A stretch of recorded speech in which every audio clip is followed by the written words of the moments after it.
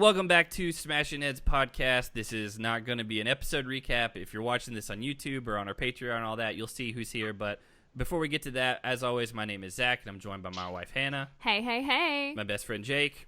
How's everybody doing tonight? And we are joined by someone who, it hasn't been on the challenge in a little while now. It's been a little bit. And so I just want to go ahead and give you a proper introduction. Nehemiah Clark, you're here with us. Hey, Yeah. cheers, everybody. So, we'll get to your living situation and all that in a minute and where you're at and what you're doing. But I didn't realize it's been since 2011 since you've been on the challenge. 9 years. That's crazy. Because, It doesn't feel like it's been that long. It doesn't, right? So imagine one of the cast members have probably had a kid by then, and that kid is already in grade school by now, and that's how long it's been. Are you talking about someone specific, or you're just hypothetically? No, just Okay. saying That scenario, yeah. I mean, Yeah. there are Yeah. people who've had kids from it. Bunch of them, right? Yeah. A handful of your real world cast, not Wes, obviously, but, some of the other ones are off. I saw Johanna. She just turned 37, I believe, yesterday or the day before. That real world season, if you don't know, I don't expect you to listen to us or anything. Wes does for some reason, but beyond that, so Jake and I started watching, the real world and the challenge back in the early 2000s. Hannah only really started watching once we started dating, probably 5 years ago or so. And so she started with Bloodlines, and then we've worked backwards and started watching some old ones and stuff. But she actually didn't see any of your stuff live. But Jake and I watched the real world, and then, as you and Wes and Danny and Melinda and Johanna, all those, Lacey even, came in. What do you want to get into, what your casting was for the real world first? Yeah, sure. So how'd that go? Because everyone's a little bit different. That was back when social media wasn't around. Mm-hmm. So the casting process was much more, I would say, extensive as far as what you had to do in order for them to get to know you. So with mine, me and Wes actually auditioned at the same place. There was an open casting call at this place in Arizona where I was going to film school at the time. So you didn't send a VHS tape in? No, Yeah. I did eventually. Okay. So we went to the open call, not we together, but me and Wes. But I went to the open call, and then after that, it was like, we'll do a one-on-one interview if you make it past this round. Mm-hmm. So then you're in a group of 7 people, and sometimes it's as easy as go around, say your name, and say one thing about yourself. So you have literally maybe 2 minutes to impress the producer at that time.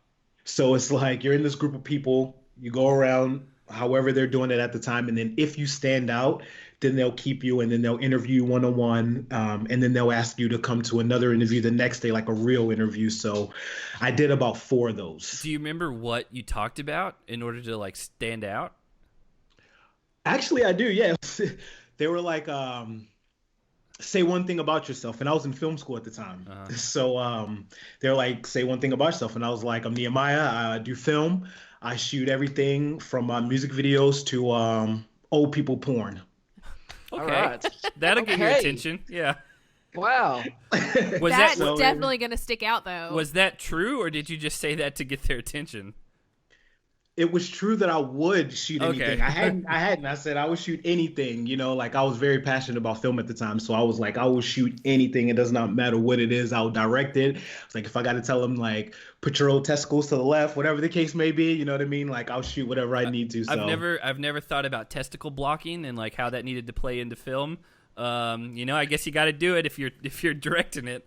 Yeah, testicles stage right. Yeah. Sometimes, So Does that still stand today? Would you still shoot old people porn today? No. Okay. All right. I don't No, believe no. Yeah, you've moved on in your career. Yeah. I was a young 19-year-old filmmaker just excited about the industry, not anymore. But So- it worked for you. So were you in the same open room with Wes? Do you remember what he said? I did not see Wes at all. Okay, so you just found out later that you were in the same building, I guess. Exactly. Gotcha. When we got to the house and he was I live in Tempe. I'm what? I auditioned there. He's me too. So that's when we found out how close we were at the time. Well, that's kind of crazy. I guess I didn't realize he's from there and you were so where were you from originally? Originally from the East Coast, Baltimore, Okay. but I was raised in California. So I spent most of my time in California, and then I went to film school in Arizona. Gotcha. And I was in film school, and then right as film school was ending, I went into the real world. Gotcha. So yeah, like, so man, did you finish film school before you went in, or did you have like stuff kind of hanging in the balance? No, man, I finished. I got That's lucky. awesome. Yeah. I talked my way into it. My grades were crap. I was towards like when this audition process was taken, it took maybe about 4 months to audition for the show. Yeah. So as the audition and I'm getting closer, I started to kind of not really care about the film stuff. And I was like, yo, I really want to get on this show right now. Yeah. You know, it's like I was getting closer and closer. So right when the show was about to leave, like I left my apartment, I broke up with my girlfriend, and I graduated college all in the same week. I got evicted from my apartment. I literally just left the keys and told all my friends, I was like, look, just go take whatever you want. And you're like, hey, by the way, I'm going to be filming a TV show that's going to be on everywhere for the next 3 months or whatever. I had no idea how big it was going to be. That's a big week, though. That is a lot of life change in a short amount of time. It's my MO. I mean, and we'll talk about this, but I packed up and I just came here. Wes called me. I was like, hey, can you come to KC in 3 weeks for potentially ever? And I was like, sure. Well, did you break up with anybody? I did. Well, we're figuring out a pattern. So with you. anybody that dates you just hopes and prays that you never move. You hope that Wes isn't involved in any potential moves because it's bad news for them. Yeah, I just pack up whenever he's like, hey, let's go. I'm like, all right, let's do it. Well, he seems to have roots there now, so he's been in Kansas City for a while, it seems. So, out of the real world, I loved that real world season. Like, I don't know what it was. I think I went back yesterday and tried to figure out what was the first one I ever like watched all the way through, and I think it was the one with like Landon and Karamo and like Philadelphia. Really? Mm-hmm. Yeah, and so like you guys were pretty close after that. We were the next one. Oh, okay, yeah. So I guess I just finished Philadelphia, and I was like, I'm all in on this show, and because I knew it led to the challenge, and we had been watching the challenge off and on. Did you have that in your mind, like going into the real world? Did you know what the challenge was? No, I didn't. I didn't even have a TV when I auditioned. That doesn't surprise me, because like you're very different from a lot of the people that we see on this show, and not in a bad way. Right. No, it's kind of refreshing. Yeah, I appreciate that. I know one of our patrons some way worded like, hey, ask him what it was like to be on the show because he's not a moron like most of the people on there. It's funny because I am different than a lot of people on the show, and not in a bad way. It just is what it is. I did my partying at a very early age. So while they're in their partying phase, I'm already in the phase of going, what's next? What's next? Yeah. So every single time you see me, I'm always like at an elevated level. I'm always like, all right, I've done this. I did my real world when I was 19. Yeah. That's really I had a fake ID my freshman year in high school. So I was already clubbing and buying alcohol my freshman year in high school. So by the time I did the real world, that life, I had already done it. Like this was all already owed to me, Well, I don't remember you getting into a lot of like really crazy stuff on that season. I remember Danny and Wes and whatever getting really drunk and fighting and things like that. But like I don't remember. I guess it may have been like you're just like, you know what, I've done it, I'm past it. I'm just here to experience Austin and what all it's got. I think that may be one of the main reasons why you are so memorable, even 10 years later down the road when you've not been on the show in such a long time. People like if we say Nehemiah from the challenge, everybody's like, oh my gosh. And they will pull out all these memories of the different seasons that you've been on and different things that you've done. And even on the real world, I think that personality that you have is what just sticks in people's heads. Thank you. That means a lot to me. I appreciate that. Thank you. Well, you're one of these guys like, you're one of the throwbacks, right? So it's cool to think on some of the throwbacks and throw them into what the challenge looks like now and wonder how they would fit. And like the few seasons prior to these last 2 or 3 were more driven around the drama of things. And like I can just see you totally being that guy that's like, I ain't got time for any of these people, man. Like so like it's a wild. Like, do you keep up with the challenge nowadays and what it looks like? I do. Well, you're living with one of them right now. So. Yeah, yeah. And I'm watching. Yeah, it's such a different dynamic. It is and it isn't. When you look at the cast and you look at the type of people that are in the house, it is pretty much the same thing. Whether they were on Big Brother, whether they were on Ninja Warrior, whatever the case may be, there's still a certain type of personality. That's the reason why they're able to throw all of these random people in this small place and make a TV show that works, because there's a mentality there.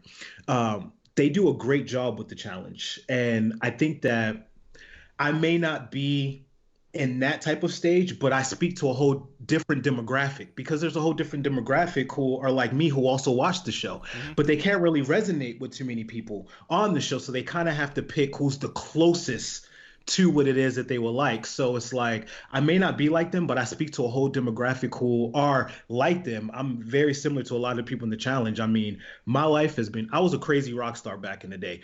There's a reason why I'm so zen today. I went through a lot to get to this stage, you know, so I am so much like them. It's just that I've already went through a lot of stuff. So when I'm around them, I can appreciate where they are, because I know exactly where they are, and they should be doing exactly what they are doing at this age, because this is the age to do it. So other than, like, obviously Wes, who brought you to Kansas City, like, do you keep up with other people that you did the shows with? Oh, yeah. Even people who I didn't do shows with. Kellyanne is a really good friend of mine. Okay. I keep up with Cara Maria. She's awesome. I keep up with, obviously, Anissa. I keep up with Leroy. I keep up with... My mind is drawing a blank, but I try to keep up with as many of them as I can. I just started talking to Corey, super cool dude, Swaggy C, Bailey, they're awesome. So, you know, Anani. So, you know, I've been in the back end of everything. Maybe not the front end, but definitely the back end. Did you ever did you ever do a season with Brandon Nelson? I did do a season with Brandon Nelson. I couldn't remember, because he was our first interview ever. Like, way Nice. back. And, like, Nice. I know he was close to Leroy and some of them, and so I couldn't remember if you guys had any seasons that overlapped, because it was around that same time. Rivals. Well, okay, yeah. I guess I didn't we think did about Rivals. that. Yeah. He was, that was he was Ty. part of the Ty. Yep. Ty's That's an interesting guy. Shout out to Ty. Shout out to Ty. He's an interesting guy. I like him. I like them all. And they all have certain things about all of them. Maybe a handful of them I don't like. Okay. Yeah. Yeah. Maybe a handful. Well, one of the guys you seem to not really be a big fan of, I don't mean to put her on the spot, but Han here, one of her favorites being Evan. I don't know if that's something that's going to set you off, Nehemiah, but Evan is one of her all-time faves. Where do you stand on that? Because you guys were obviously your last season on the challenge. You guys were rivals, right? So where do you guys kind of stand nowadays? We have not talked or seen each other since the after show. Okay. Really? Yeah. I mean, like, he's kind of, like, fallen off. Other than, like, the guys he's really close with, that every once in a while would be, like, Bananas or Kenny or someone put a picture up. Like, Evan's just kind of doing his own thing, it seems. It's really hard to find anything on him. But honestly, I think that's probably how he wants it. Yeah. It's, you know, what they went through, him and Kenny and all that situation, you know, they kind of have to keep low profiles now. She, you know, and her car alarm's going off, and for some reason, like, it's a faulty hood sensor thing, and it goes off randomly throughout the day, and it's really annoying. I don't know what to do about it. Well, you want to make sure no one's breaking in. Yeah, you want to do. I mean, we're in a place where we really don't. Our neighbor's like 75 years old. Like, she's not going to do anything. Oh yeah. No, in the other houses so across the street. I didn't. The thing about Evan was that one of the things I didn't like about Evan was how they picked on girls. I thought that was very low. When I see a grown man picking on a girl, to me, like, I instantly want to jump in and help them. When I see a grown man or anyone picking on someone who's smaller than them or anyone, you know, it's like, I feel like it's my place as that type of man to step in. So that was one of the things that I didn't like about him. And also, he was two-faced, to where one time we were kind of bonding on the Rivals, and then I'm disclosing information to him, and then we get into an argument. And then in that argument, he throws back some of the stuff that I told him in this personal stuff. And I was like, oh, you're one of those type of people. Okay. So it showed me, one, how fake he was, and two, like, certain people in this life you just can't open up to or be close to. And there's nothing wrong with that. It's just there's certain people who you're gonna vibe with because you guys vibrate the same, and there's some who you're not. And he's someone who I didn't vibrate with that at the time. And he also was a talker, when we people know me in the streets.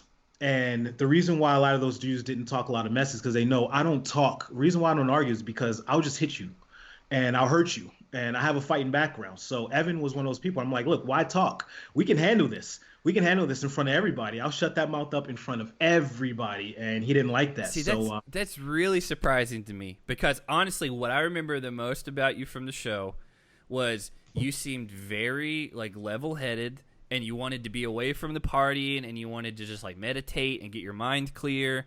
And, maybe that's what you were doing to like help you get to that place. Cause like, I don't think I ever remember a time thinking like, oh, like he's a hothead. He's going to like lose it. And, I wouldn't say hothead. I was a hothead growing up. Okay. Growing up, I was a hothead. Like I said, there's a reason why I'm Zen today. Like what did I go through to turn me into this? And I was a hothead. I got arrested from almost all my schools. I was a bad kid. The person that you see in front of you, you guys watch me go from 19 years old on the real world, being this young, fresh-haired Christian boy, to being like a 25-year-old man on the Rivals who went through the spiritual evolution, life evolution, everything. You guys watched me grow up. Yeah. And if you watch on the real world Austin, I lost it towards the end. See, I haven't watched it since it aired initially, and so like honestly, I don't remember. It would be really weird if I remembered everything that happened on that season. But yeah, and maybe you did, but it just recalling back, like I don't remember you like, or me personally, I don't remember thinking like, oh, he's gonna fight, he's gonna punch somebody. Like, you always just seem to come across like, you know what, I'll just go to my room, I'll be alone if I have to, I'll just take it easy. Oh yeah, agreed. I never got into a situation where I let anybody get under me to where I couldn't control myself. Yeah. But there were times when, when we did the reunion, or the after show for the Rivals, Evan was talking, literally, I think he said out of his mouth, I think it happened like if Nehemiah and Evan got into a fight, who will win? And they asked the panel, and he said something like he would get me. And that's when I brought it to him, like, you wouldn't. Like, you wouldn't. But a lot of these people, you have to remember, like, it's hard because when you're vibrating at a certain level, and this is just a life lesson, you're always going to come across people who are vibrating at a lower level. If you walk into a grocery store and you're smiling and you want to, shed joy to everyone you see, and then you meet someone and they're just like disgusted at the fact that you're happy, that's someone who's vibrating lower. So you have one of two options. You can either go down to their level and be upset that they just broke your whole day and you're trying to offer them love and now they did this and they ruined your mood. Or you can say, you know what, they're probably going through something and you don't let it affect you. That is what these people are like. You can either go down to that level, vibrate at that low level, or you can just keep it moving because at the end of the day, there's money on the line. Mm-hmm. And if you hit somebody, you don't get paid anything. Well, I mean, we're named after CT punching Adam in the face that night. And so, we were very aware of what happens when you do it.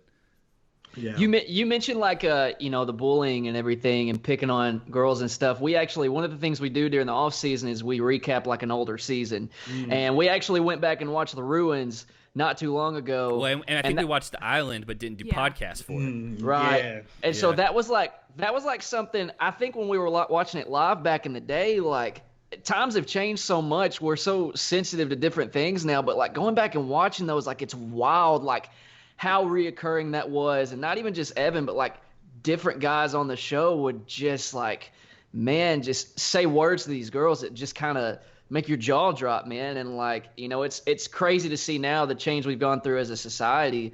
But it's still like one of the questions I have for you is like, I'm sure you see it on social media, like the thing these challengers go through, if they do something that, the viewers, there's all these like stands, right? And these different fan groups and everything. And I don't know if Twitter was as big a thing when you were on it. It was, yeah. Was it? Okay. So, but I mean, like you probably see some of this stuff. I mean, what's your take on like how people not only react, but like attack some of these competitors on this show? Because we're watching an edited version of everything that happened. So like, we're not getting the full story ever. Right. But people take it as gospel. Like what you see is what happened, and now I'm going to kill you on Twitter, or, whatever. There's always things that happen behind the scenes, or things that happen that get cut from the final edit. That's what's shown to the audience.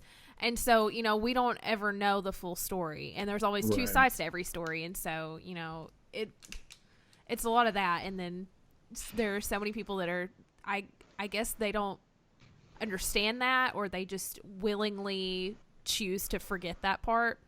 And so what they do see, they're like, there is no other truth. Yeah, that's a really good question. And you guys are absolutely right. What you guys see is about 10%. Yeah. Of what it actually is. And when you say that there's two sides to every story, there's three sides to every story when it comes to TV. You got CT side, you got J side, and then you got production side. Yeah. You guys are seeing production side of the story. But to answer your question, to go back, it's very, very sad to see what people think you're able to do or say to someone just because they're on television. Yes. Right. It's extremely sad, because just because a person has put themselves in that position, it does not mean that they put themselves in that position to open them up to some of your darkest and most rudest ridicule. They may have done TV to help feed their family. Yeah. They may have done TV because it was a lifelong dream. A lot of people don't do TV just to get famous. And one of the hardest things that we forget is that these are people. Every single person is a person. They grew up just like you did. They have family. They have everything. So when you're talking bad about this person, they have a mother, a brother, a sister, a cousin who's seeing that. And you're talking bad about this person's family member. And it hurts because it affects them. And that cyberbullying is just so real. And one of the things that we have to do as a society is we can't allow that to happen.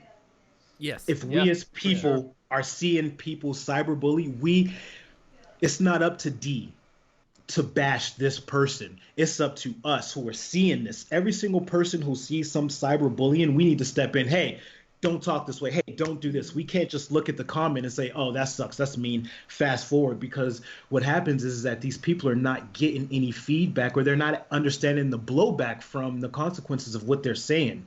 Words are very powerful. Every single time you put a negative comment to a reality star, NBA star, whatever, they're reading that. And as a human, they're affected by it.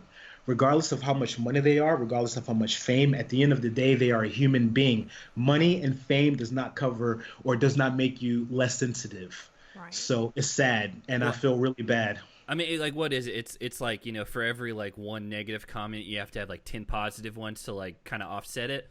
And, like, you don't ever think about the positive ones. You don't think about all the people that go, hey, I loved you this week or whatever. Like, it's always the guy or whoever that's, says something that kind of cuts to your... wherever you have, like, vulnerabilities, and that's what sticks with you. And it's like, I don't know, man, because we weren't super involved in Challenge, Twitter, or whatever before we started doing the show. And, like, by the nature of us doing a podcast about it, like, we kind of have to be. And, like, every single person that we've interviewed, like, on a, like, one-to-one personal level, even people who, like, on the show I don't like even Pauly, like, I don't know if you watched his stuff. Yeah. Mm-hmm. Like, when we sat down and talked with him, like, one-on-one, like, we still can, like, relate and talk, and we can disagree on things, but it like, was we still had fun talking with him. And it was cordial. Like, the stuff that gets said to, like, you and your friends and the people that are currently on, it is some of the most, like, disgusting, like, crazy things that it just blows my mind that people think that, like, that's okay to do.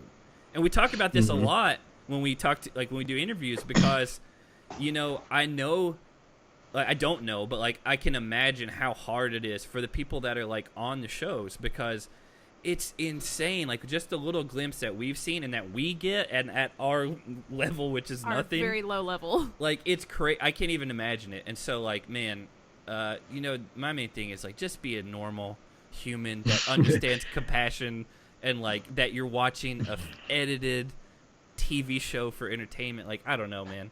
The internet is giving people voices who don't need them. Yes. We don't need to hear everyone's opinion. And another thing is that it's also with every bad there's a good. Now, the good that comes along with it is when you get into television, because I sent you guys my website. I've been working in television for the last 13, 15 years since the show.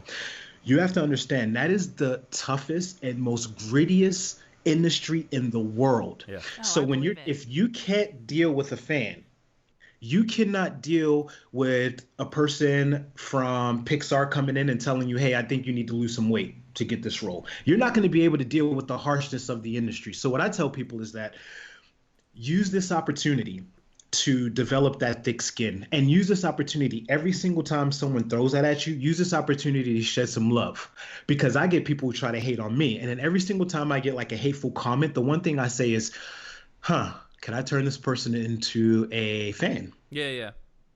You know what I mean? So then I remember I commented on one of the challenge things, and some person was like, oh, you were garbage on your show. You never did anything. You could never stand against anyone today. And my comment was, you're absolutely right.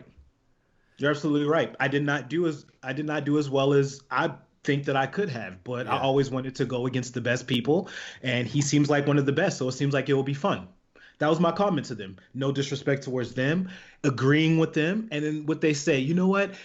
I think you would do well in this. Boom, boom, boom. You know what I mean? Yeah. It's like, you know what? Let's understand where they're coming from. Well, there are people like that who can like change their mind and be rational, and then there are people who are just looking to get a rise, and like they just say it's almost like they're searching for the attention. Yeah. So like, yes, very true. Very true.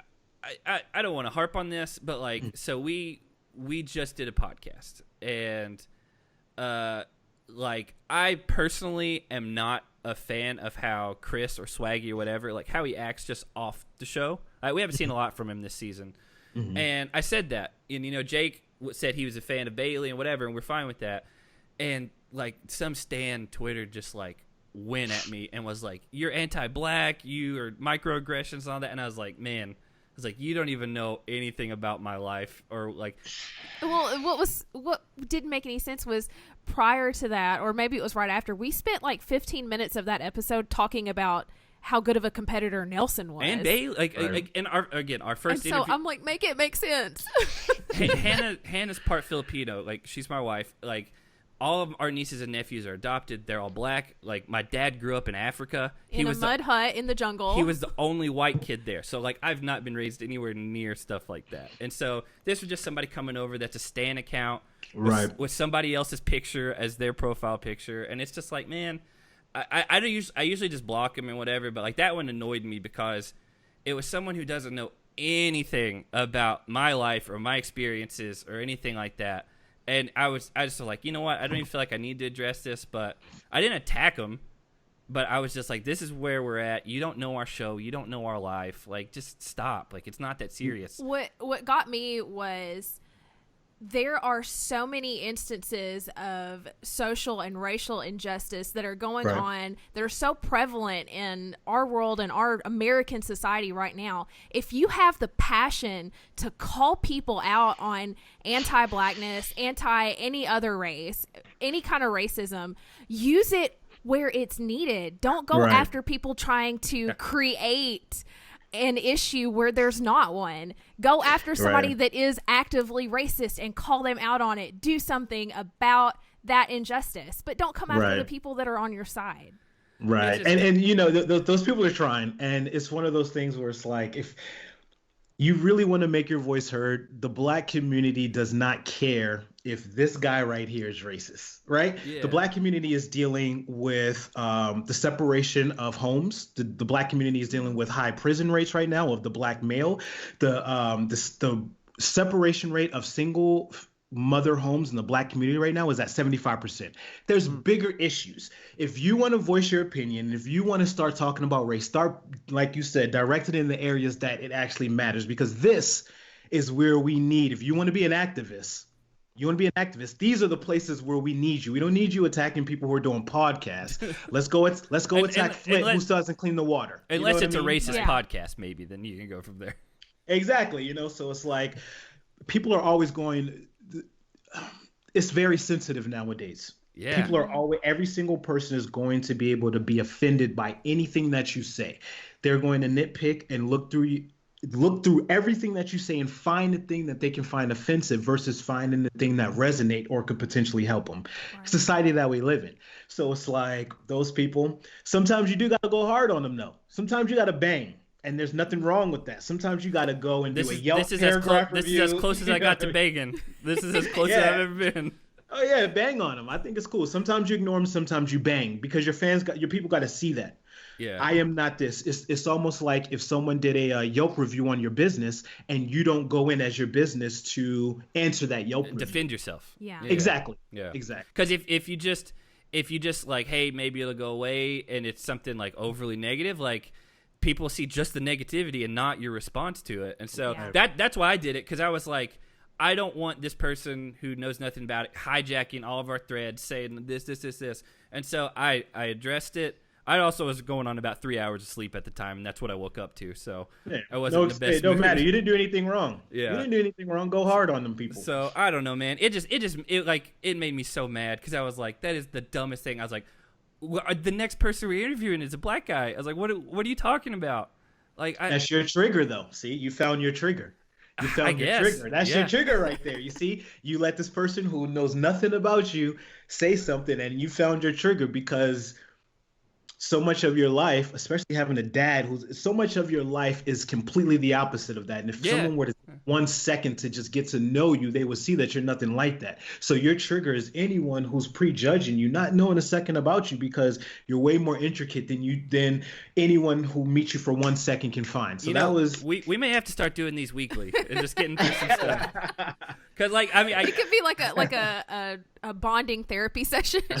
That's what I'm here for. So, that's my role. Honestly, though, like we're in the South. Like, there are a ton of racist people around here. It's infuriating how surrounded we are by it, and like we are some of the people in our area that try to speak out about it. Yeah. And so for anybody to point that incorrect finger at us it's just frustrating. Yeah. But you know what? We got a therapist now. We got someone that can talk us through it. You know, I am here. You know, maybe you want to work on Jake in a minute. Hey, listen, shout out to you, Nehemiah. I've been trying to get Zach to be a little more sensitive for years now. So shout out to you. You broke him. How many minutes are we into this? 42 minutes? 32. Yeah. So shout out to you for breaking Zach. See, that's my role in the challenge. See, you guys don't see, this is the stuff that doesn't air. Yeah. So, like, when I was on the Rivals, my room was called the Zen Room. You had that that little rock garden. Yeah. The cast members would come in there. Every time they had issues, they would talk to me. I was putting up daily quotes just to make people feel like this was my role. And it didn't make air because, like, as a viewer watching that, it seems kind of boring. You know what I mean? Like, I remember people going into your room to, like, meditate with you. I thought it was cool. Exactly. Yeah. So that was my role. And we all need it, man. Like, look at the show. Like, look how intense this is and stuff. My bad. Oh, you're good. Look how intense it is, and it's a representation. I think that this challenge is a beautiful representation of the life that we're in right now, and they are in a bunker quarantine. How appropriate is this challenge right now for what we're all going through? Yeah. It's beautiful. And it was, filmed 6 months ago, like way before we knew any of this was going on. Almost prophetic in a way, which is kind of wild to think about. It's beautiful. And one of the things that I loved about the challenge was that I got to know myself better every single time. Being in that house, being around people who I may not normally be around, but not being able to just go home. When you're in the regular world, you can just go home when you're around people you don't like. Mm-hmm. When you hear those comments, you can just shut it off. Now we're in the challenge house. Yeah. That person who said that is probably in the bunk next to you. I literally was about to say they're in the bunk beside you. You're immersed in it. Exactly. So in life we start to develop, and we need to develop these shells about us, because if we allow strangers, other people, or random people, or CT or Jeyyy or Royan or anyone to be able to say something to us and to dictate our happiness, we failed in life. If anyone can have our happiness in the grasp of their hand like that, meaning they can just come up and look at us and be like, you're a racist, and now your day's shut down. You know what I mean? Like, that is what I use the challenge for, is becoming a better person. Yeah, I mean, like that's ultimately like the one of the most, like, I guess, redemptive qualities of the show is seeing people who've been on for a long time and that are nowhere near what they were when they came on. Like, Right. in a good way, like in a positive way. There's some people who have been the same person for 15 years. Well, and some people we've honestly seen deteriorate over years. Yeah. Honestly. But it is cool. I mean, I know Zach talks about it all the time with CT, again, who we're named after. Like, this guy was the hothead of all hotheads, man. I hated CT to start for off. years. And now, man, and you watch him become a father, and you watch him respond to situations and really kind of distance himself from all the dramatics of the show and everything. And it is, like, it's cool to get to see that over the years. I mean, he went through a lot of, like, real tough traumatic issues. Things. Yeah. And you're glad that somebody grew through that. Like, that you come out the other side in a positive mindset and things. Because, other people, sometimes they just sink into the depressive side and they never come back out. And it is kind of interesting to watch. Out of all your challenge, like, experiences, like, do you have a favorite, like, moment from the show? Like, you did 4 seasons of it and you won. You won the Gauntlet 3. I mean, that's got to be up there. That is up there. That win was so amazing for me because I watched Wes win the duel. And I got to see a close friend of mine win a challenge. And it was like, this is real. Like, someone can literally win one of these things. It's not just a TV show where it's like, no, I'm watching him win. I'm watching how it changed his life. And I'm like, oh, this is a good way to approach this. And I'm like, I need to take the next challenge very serious. Like, very serious. Was it the immediate next one? It was. Okay. I guess I didn't realize that. You went in with the right mindset. And then it paid off, literally. It's funny. I learned about the law of attraction through my Gauntlet 3 challenge. That was the first time that I utilized the law of attraction. And it worked. It worked. So one of our longtime listeners brought up on Twitter, and I didn't realize this. Like, you are the last African American to win the challenge. I am. Like, there's a lot of people who've came second, third, and whatever. And Leroy's gotten close. Well, Nelson's came in, and Theo. Theo got second. Yeah, and so, like, there's been people in the finals, but other than, like, when the challenge first started, when it was like Darrell and Alton and Roni, a girl named Roni, which I don't even remember her, if I'm being honest. Like, there was a lot of winners early on that just kind of ran things, and then, like, I was like, man, we haven't had, like, an African American win since, what was that, 2009? When was the Gauntlet 3? That's a good question. You got Google in front of you. I'm so old, man. I don't have, my years are just. Let me see. My years are, like, blended by this point. Gauntlet 3 was like 2007. 2008 was when it aired. So probably 2008. So we shot in we shot in 2007. That's kind of wild. Like, I mean, because, like, there's been a ton of, like, people that are really good at the challenge who I guess just have never, like, I don't know, never won. Theo came close. Leroy's came close. Nelson's come close. Corey came in second.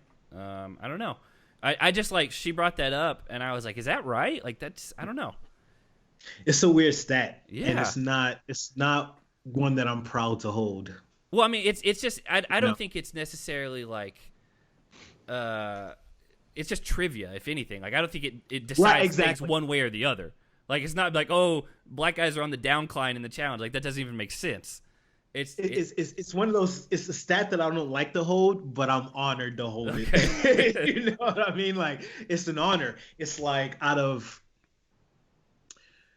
did the last one was the Rivals. Out of that span of time, out of all of the great athletes that they've had on the show, I'm the last black first place taker. Like, it's honor. You know what I mean? Theo is an Olympic athlete. And he didn't win. Even he didn't do it. All of attraction, I'm telling you guys. Maybe you need to call him and just tell him. I reached out to him. I reached out to a lot of the new people. They're awesome, man. I loved it, man. Shout out to all of them. I like to reach out to a lot of the minority casts. Okay. Especially early on, like the ones who do the real world, because I try to let them know it's going to be a little different. Like when we do the show, when we get off the show, it's a little different now because they don't get the gigs and stuff like we did when we did the show. Talking about like club stuff. Exactly, appearances and all that. So now, well, now no one gets those. No one doesn't. Yeah. No, because the world shut down. Yeah. But I always try to just let them know, look, it's going to be a little different. Even if your cast members are getting more gigs than you, if they're making more money than you, do not take it as a bad thing. Do not get bitter. Just be appreciative. And whatever you're trying to do outside of this, use this platform right now to push that. Mm-hmm. You know what I mean? Because what happens is there's a lot of people, not even just the minorities, anyone who just doesn't get the airtime that they feel like they deserve, they get bitter. Yeah. And they build this hate for the show. And instead of using that little time that they're on the TV show to boost whatever they're doing, they use that time to be bitter. And they don't even want to tell people on the show because they're not getting the airtime. They're not getting represented the way they feel. So I tell people, don't be bitter at all. Be accepting of what's happening. Take that footage, take whatever, and do whatever you're doing. And take that opportunity and run with it because fame is a spotlight. Mm-hmm. And you don't have control over who it stops on. Once it moves, it's not like a drug that you can just go to the corner and buy again. You can't just get famous again. You know what I mean? Like, that's when people start doing crazy shit. The thing that annoyed me the most with people on the challenge is kind of what you're talking about. Like, the ones who don't care, who would rather just be at home and they feel like they're being forced. Because I was like, man, there's so many people who would kill to have your experience. And to have a chance at $250,000, $1 million now. Like that's why TJ always says he hates quitters. Like he can't stand when people just want to leave because like you took a spot from someone who would want to be there, right? And so like it does bug me like when I see people who try to act like they're too good for it. I mean, granted, we're biased. We have a podcast about the show, right? But what you have to think about is this is an incredible opportunity that you can utilize for your own benefit outside of just being on the show. You can use it to, if you're wanting to start a business, use that fame that you're getting, the people that are looking you up on Instagram and on Twitter, and direct that to your business and build that from the ground up. Which is, that's one thing like we really respected about Cam right away. Yes. Was like Cam is like an entrepreneur. She's killing it.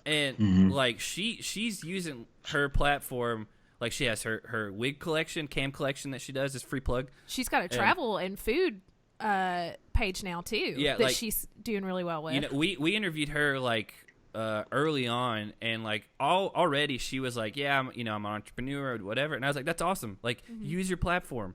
Like you're on TV and people are looking at you. They're gonna follow you on social media. Like set yourself up for when you get off this and whenever it comes to an end or whenever you want it to come to an end. Some people pull out early.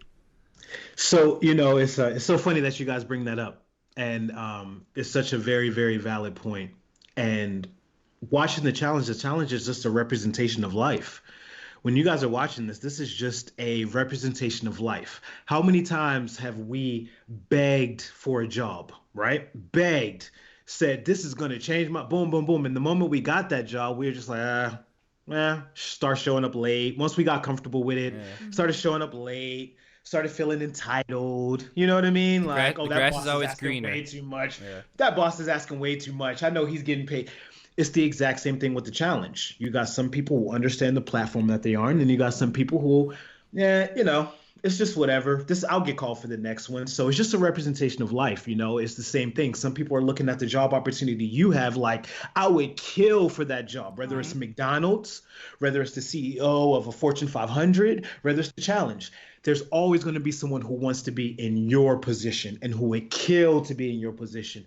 So that's the balance of trying to be a human being, of always trying to be like in the moment, present, and like appreciative of what it is that we have, because we lose our appreciation like that. And I've been on the challenge, and it's like one of the things that always kept me different from a lot of the people is that in between the challenges, I worked regular jobs, regular, mundane, average jobs. I remember in between one of the challenge, I was doing door-to-door sales for Verizon.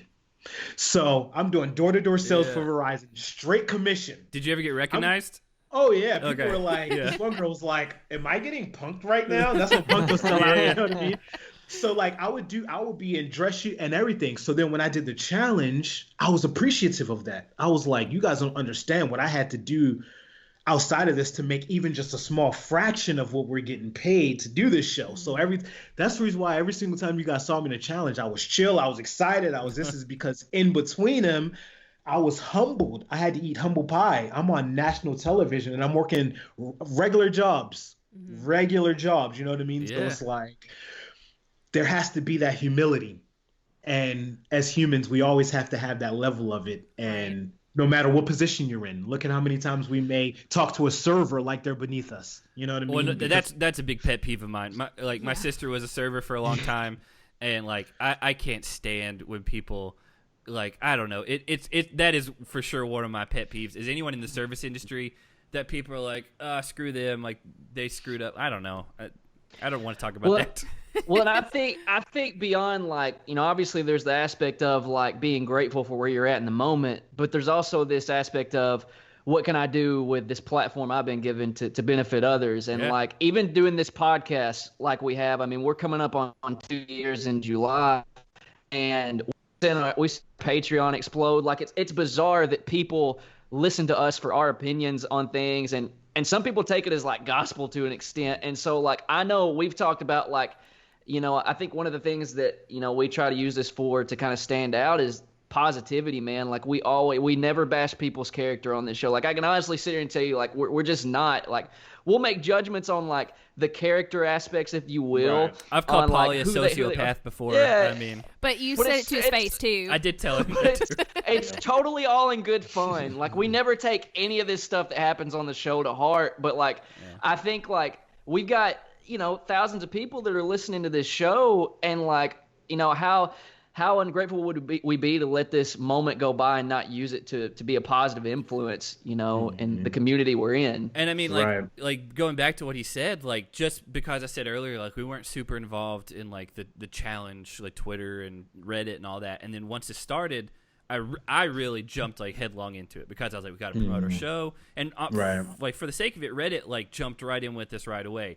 And after I started seeing like how, honestly, no better choice of words, how like insane some people can be, and like how just vindictive and mean, and just go out of their way to attack people, not even just cast members, but fans of those cast members. Right. And like, so that's what we decided from day one. We're like, listen, we started this show because we talked about it anyway, and we just want to talk about it as friends. We don't want to be like the authority on anything, and we're not going to try to like use up our platform to like tear anyone down. And so like, we can have opinions on people and think people are being dumb and whatever, but we're not going to be like, you know, screw this guy, I can't believe he did this, I wish you guys will all go tell him how much he sucks. Like, we're never going to do that.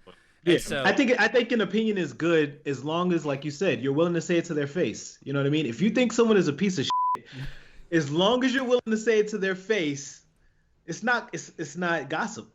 Like, you know what I mean? It's not gossip. And that's what we try to like keep, is like, honestly, like anything that we would say, like, I think we would all say it to the person. Yeah. And like, I was really apprehensive about having Polly on because Jake loved it because he's a wrestling fan and he loved the heel turn and all that. Yeah. And, so, but like, Polly like emailed us and then CC'd Wes on it and was like, hey, I heard there's some people talking crap about me, like aggressive but kind of playful.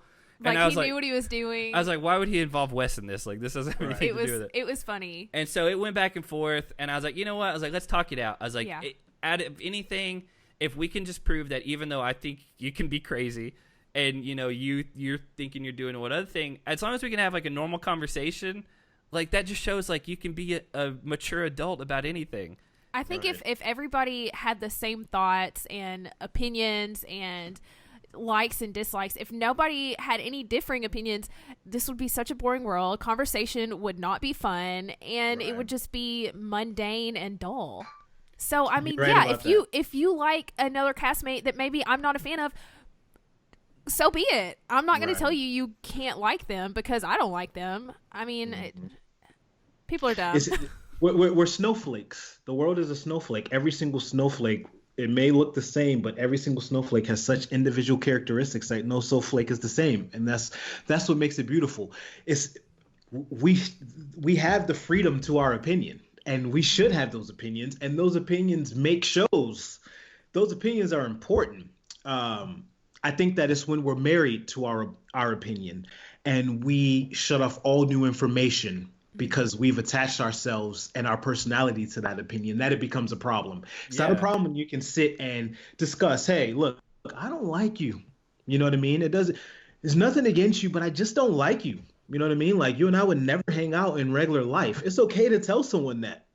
It's okay to be open, you know? It's like, I don't like who you are. I would never hang out with you in regular life. I'm going to be very cordial. I'll listen to everything you say. But outside of this, like, I don't really like who you are. That is such a fine conversation to have with a person. So, like, we've had, like, complete 180s on cast members. Yeah. Like, since we started this show, like, we would like some, and then the more we watched and had some things happen, we were like, I don't know about that. And then, like... We've had the opposite happen. Like, Marie, like, to be totally honest, none of us were really big fans of Marie. And then we were watching, our first season was Final Reckoning, I think, like, that we did podcast. Mm-hmm. And I, like, tweeted out and, like, made fun of her in kind of a joking way, but not, like, attacking her. And she thought it was funny, and she was like, that's good. And so I was like, hey, do you want to come on our podcast? And she came on, and, like, Marie's awesome. Like, we love talking to Marie. She's definitely, like, you know, she's Staten Island, I think, so she's got her own flavor going on. And, you know, but again, like, it can change. Like, we were totally open to, like, proving us wrong. And she did, and we're glad that she did that. Yeah. And so, like, being married to your opinion is, like, the worst thing because you'll never grow or have even, like, the opportunity for it. So, yeah, that's true. I feel like we're just having, like, therapy. Man, this is good. This is good talk, man. I like this. Yeah. I told you guys we'd go deep, man. And I'm good with it. I love going deep. Good. Okay, good. As long as you guys are cool with it, I'm cool. I like to touch on the surface and the depth of every topic. Yeah. Well, on a much lighter note, I know there's something Zach's been wanting to ask you that's been on his mind, and I'm going to put him on the spot here real quick. So we're all curious about it, just because again we're watching these people on the show, right? And there's some people we just don't get, we don't understand. I know where you're going with it, and honestly, I did forget about this for a second. First of all, I was told to ask how Jason is from your roommate. And she said you would know what that means. And I was like, just don't get me in trouble and, like, make him want to hang up. And then she sent me the reason why I was supposed to say that. And so there we go. I'm a practical joker. Oh, she sent me the picture. Oh, a practical joke. I've gotten Wes multiple times. I don't know if you guys remember Tyree from Real World Denver. I've gotten Tyree. I've gotten Cyrus. Leroy. I've gotten Leroy. Like, if you're my friend and I don't get you, then you're not really my friend. Mm-hmm. Like, I'm gonna get you in some type of practical joke. So yeah, she told us that you got her, and she's like, I have to get him back. Help me get him back. She's like, start the conversation asking how Jason is, and I was like, D, I don't even know what that means. And I was like, I know what that means. I was like, I don't want to, like, say it if it's, like, someone who, like, took his girlfriend or, like, screwed him out of a bunch of money. And she's like, no, trust me. She's been sending me this weird porn star meme, like, in just these random. That's what she sent me to, and yeah. You got that? Yes, that's what she said. Yeah. Okay, I was like, I'm gonna get you back. That's what I was like, I'm gonna get you back. She sent it to me 2 times. I have like 4 different phone numbers, so I started texting her like I was a random guy, and I was like, we made out all this because I wanted her to be like, hey, what do you look like? Send me your Instagram, whatever. And when in turn, I was gonna send her that same. We can't show it. Yeah, we can't show it, but that's how that all started. So that actually is not what Jake was referring to, but I wanted to make sure to get that in because I was going to forget. And she made us promise to ask about it. She told us when we interviewed her like a week ago, and then she said in the middle of the interview. She texted me like 30 minutes before we were coming on with you. She's like, "Don't forget," and I was like, "All right." I got her good. She was messed up for like a couple of days because she has a couple of stalkers. Yeah, I mean, that doesn't surprise me. So what Jake's referring to is, if I could be totally honest with you, you might have one of the weirdest challenge hookups relationships that I can ever remember, because even watching back through when Beth was on, Beth always seemed like she was 45 at all times, and she probably was like 28 or something, and I was just like 15. Right. that relationship came out of nowhere. Well, it may not have been a relationship. It may have got overplayed. You know, you may have just hooked up with her. How did that happen? Like, she was older than you, right? Right. Like, significantly. Now, this is not to insinuate anything, but me and Beth never hooked up. Okay. And the way that happened was the duel was my very first challenge. Yeah. And before I did the duel, Beth used to do this calendar shoot, Sexiest Reality TV People or something, men and women. There was two different calendar shoots. So I did Beth's calendar shoot. I've seen some pictures from that. Like, I didn't realize she was the one behind it. She's the one behind it. So when I get to the duel, everyone, I mean, even Wes, you notice Wes never said my name or anyone because it was the picking order of how you go. He never said anyone who was going to pick me. Wes was in the duel for himself, and I understood that, and I didn't hold it against him. Yeah. But Beth, she was the only other person that I had even met outside of the house. So when I get into the house, she's the only person who's saying my name, and also who's saving me. And I had some type of history with besides Wes. So that's how that thing happened. We never hooked up though. They made it seem like you did. Yeah, they did. And I'm not gonna say that I didn't make it seem like we did it. Yeah. You know what I mean? Yeah. Because I just watched that episode and I was like, oh, that's why they think that. But yeah, we never hooked up. Would I have hooked up with Beth at that time? I can't answer that. The challenge house is a whole different house, but I can tell you that I've never hooked up with her, and so they did a job it up. I just make it like that. I just looked it up, and so she's 51 right now, and you're like, how old are you? 35, 34, 35? 34. All right, so she's significantly older than you, and so she was. Like, if my math is right, she was like 37 at the time, and you would have been what, like 20? Yeah. Yep. Yeah, that's my style, man. That's okay. That's why it was. It's fine. But that's why it was just so weird, because I was like, all right, this new guy from Real World Austin who I just watched, and I was like, Beth, who's been here since it started, it seems like, and I was like, well, that's an interesting turn I didn't expect on this season. I was so drunk that night. So I'm assuming you don't keep up with her. Oh yeah, I love Beth. Okay, you do. They have one clip of me tickling Beth. When I was in her room talking to her, I was drunk. I'm watching it. I literally just watched it because it was the clip that I added to my Instagram of me beating Kenny. Okay. And I was watching that episode. I was like, oh, that's drunk Nehemiah. I was looking at myself. I was like, oh, I remember that night. I was drunk as hell. I was so drunk that night. I tickled her.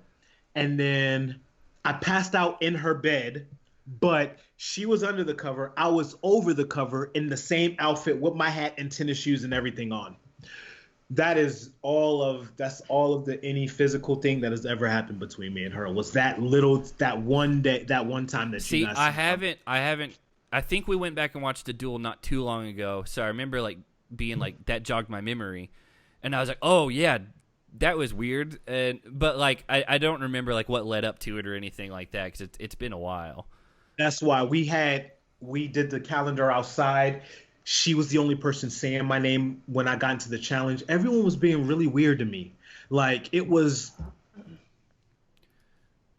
to describe what it is to be a new guy in the challenge house is to describe what it would be like to literally be like trying to get into a fraternity or sorority. Mm-hmm. You are so low on the totem pole, no matter what you did in the real world, no matter how many people watch, no matter what, you get there and it's like here. When I beat Kenny and I walked back into the house, I was thinking it was going to be like, everyone's, oh, good job, boom, boom, boom. Oh my God, congratulations. I got into the house and it was like they seen a ghost. Everyone was quiet. No one congratulated me. No one said nothing. It was just like, and I was like, oh, this is weird. By the way, sorry, I'm looking back at who was on the duel. Like, in like the grand scheme of like the challenge, like that is a stacked guys cast. Stacked. Good Lord. You got like CT in his prime. Bananas goes home first, but like he's John at that point. He's not even Bananas. Yep. And then Tyler Duckworth. I think Tyler Duckworth is one of the most underrated people that's ever been on the show. Absolutely. Personally. Kenny, you, Derek Kaczynski, Big Easy, Evan, CT, Brad, and Wes. Like, that is ridiculous. It does not get more stacked than that. Imagine that being your first challenge. Yeah. That's tough. You walk into that, you're like, oh, CT's right there. Why is he so huge? Evan's right there. You're like, who is this dude? Big E? Who are these? Brad? You're like, yo, dude, like, and it's gonna be a tough one. So speaking to what it is to be a new guy, like you're watching this season, right? I am.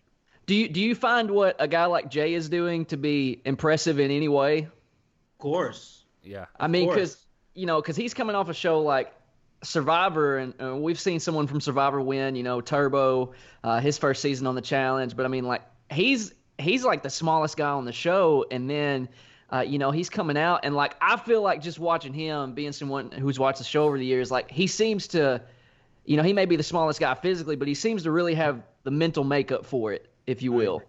Yeah. I mean, he seems again. We love CT now, and like CT clearly was not fully ready to go. That's not CT. No, That's like not CT. So like, sorry. War of the Worlds 1, he went home early, and so he had a lot of time to train before 2, and then he came into 2, and he was there the whole time. He won, and so he had a lot less of a recovery time to come back, and then he usually kind of works himself into shape during the season, and he went in at like the second elimination for guys, and like, man, he was hobbling off at the end, and like, you're like, man, if you didn't know that he just won last season and you were just watching this one, you'd be like, that guy needs to maybe hang it up. But like, I still think he can, come back next year and like be fine. I agree. I think that the way that the show is based, you have a long run in you. Yeah. You can withstand a lot, because when you look at this last elimination round that they did, physically, it would not have taken a toll on you like something like a ball brawl or something like that. You know what I mean? Yeah. This was more of just straight cardio. It's endurance. Yeah. Endurance. Yeah. This is not a bashing. This is not a potential injury. This is not a two bodies going 100% full force at themselves like a wall brawl or anything like that. You know what I mean? This is like, lock up this room, unlock this room, Yeah. So, I think that Jeyyy is doing an awesome job. He reminds me a lot of myself when I did the show, complete newbie at the time. No one wanted to give me respect. And I think that he's doing an awesome job. Shout out to Jeyyy. I'm a fan of what he's doing, and he's doing a good job. And shout out to your roommate for hooking up with him. Right. Do you want to get in? Do you want to get into like how you and D ended up together? Right. Like, not together like that, by the way. So weird, right? Yeah. Now I'm literally like that random black guy in her stories from time to time. You know what I mean? It's like, so. Well, by the way, I didn't know that she was with you at first. I knew you were in Kansas City because I'd seen you doing some stuff with Wes, and then I heard her say she was going, and I was like, that's Nehemiah's dog in every one of her stories. I was like, I know that dog, and it's named Ganesh. It's like, she didn't name it that. Yeah. Where's she? Oh, I thought she was right here. Yeah, that's it's such a weird. So. I may or may not have slid in her DMs at some point.